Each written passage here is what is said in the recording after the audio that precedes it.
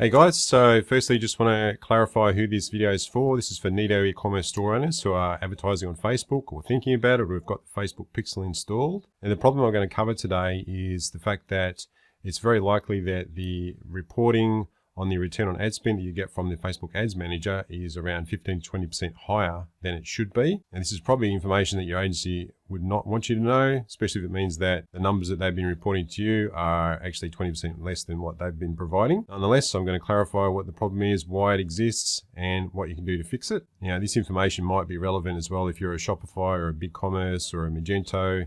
If you're running an e-commerce store on one of those platforms, just the specifics of how you actually fix it is going to be different for each one of those.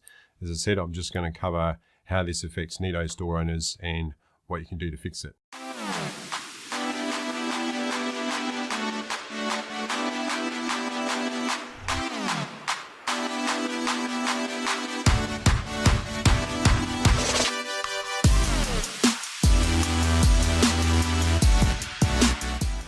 So as usual, if you find this content really useful, please hit the like button, click subscribe, and then click the bell to be notified of any future content that comes out. I'm generally going to be producing content every week. So without any further ado, let's jump onto the whiteboard and we can get into the details.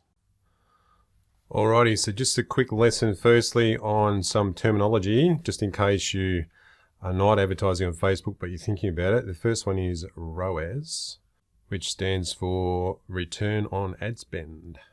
So just to give you an example of how that's calculated, let's say that your ad spend is $100 and the sales that result from that ad spend is $300, then your return on ad spend is a very tidy 3.0 or 3. Now the issue is if you're in Australia and you've got a standard Neto Pixel installation, which you've done by installing the app that Neto provides out of the box, you're going to have a couple of things included in the data that you're sending back to Facebook, which really shouldn't be there. So the first one is the GST. So as we all know, GST is 10%. So the sales figures that are reported by Facebook include GST. The problem is that the invoices that you get from Facebook, at least in my case, amongst 8 different Neto clients, all of the invoices that are coming from Facebook don't include GST.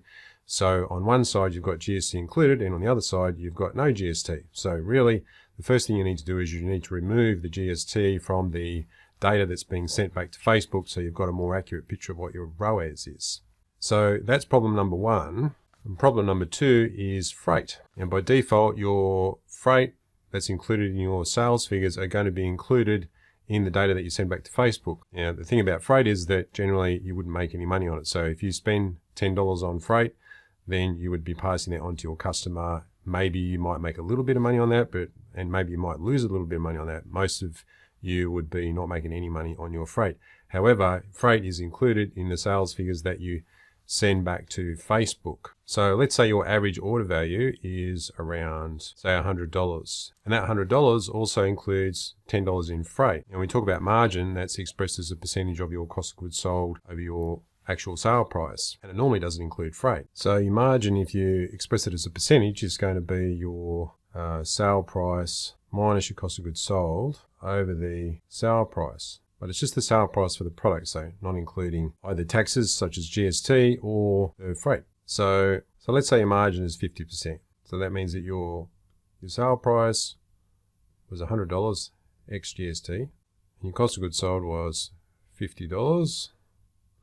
Once again, ex GST, to give you your margin of 50%, because you take the 50 off the 100, leaves you with 50 divided by 100, 1 over 2, or 50%. Now the problem with the standard Neto Facebook Pixel installation is that when you send data back to Facebook to say, hey, I made a sale of $100, it includes the GST and it includes the freight. So if we take off the GST off that, it's going to be like 90.9 ex GST or somewhere around there, divided by 1.1. And then if you take the freight off that, let's say it's another $10 or 9.09 ex GST, we're getting down to somewhere around about $81. So the data that we've sent to Facebook is 100, but really what it actually is, the sale value is $81 in terms of your ROAS calculations.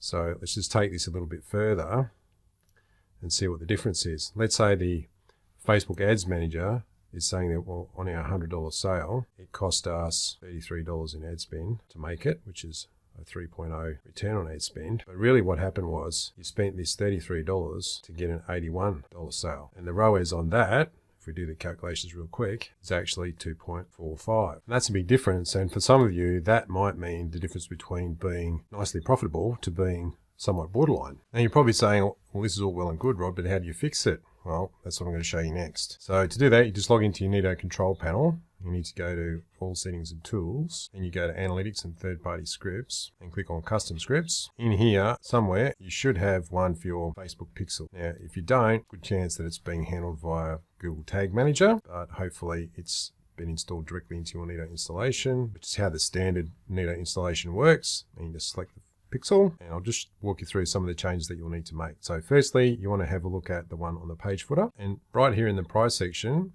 you need to change it so it looks like that. So what we're doing is we're taking the price and we're dividing it by 1.1, which takes off the GST. And the next one you want to look at is the purchase confirmation. Now the purchase, you want to change it to this. So what this is rather than it being calculated on the entire order, you're going to change it so that is just calculated on the product total less the GST. And that's it. So those code changes are pretty straightforward. It'd be easy for you to identify the changes from your standard installation to what I've got here. But if you do want to get the actual scripts, like so you can just copy and paste, just drop a comment below and say script, and I'll make sure that either myself or somebody from my team actually gets that to you. And that's all I've got for this video. If you found it really useful, please hit the subscribe button, click the like button, and watch out for some new content coming soon. Bye for now.